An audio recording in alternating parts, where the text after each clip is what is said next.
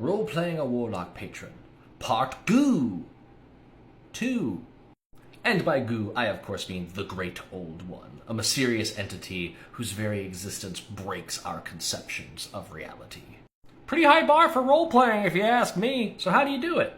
The various desires of different Great Old Ones are going to vary. Nyarlathotep is not going to be the same as Cthulhu, is not going to be the same as Tharizdun. They're all going to have different wants and desires. But one common piece of this is sort of the veil of information or disinformation that surrounds their plans.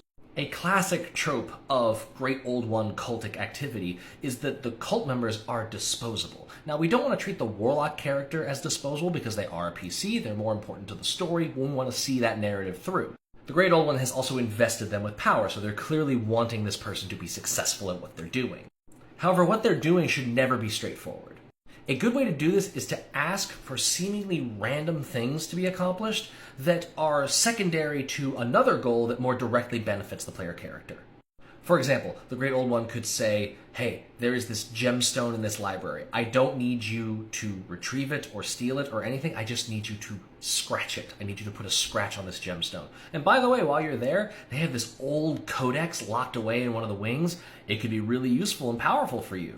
So the player character is going, sure, I just have to scratch it? Neat, I can do that very easily. And don't make it difficult. Make the task, absurdly easy. Sort of give them the danger sense of, that was too easy. But then there's a book over there that's far more difficult to achieve, and it's a nice magic item for them. It's a cool piece of loot.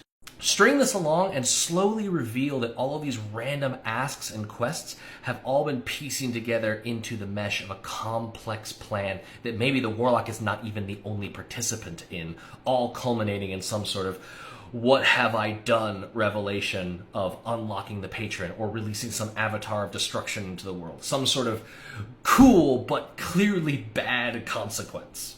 In terms of role-playing them in the moment, try and put on a voice filter if you can. If you're playing over remote, there's lots of cool voice mods that you can use. If you're playing locally, just talking guttily in the back of your throat. That's always a classic.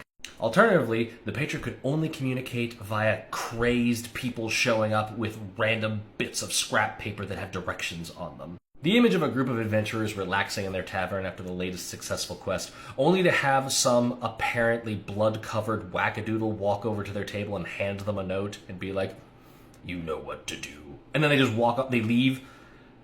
How fantastically mysterious is that?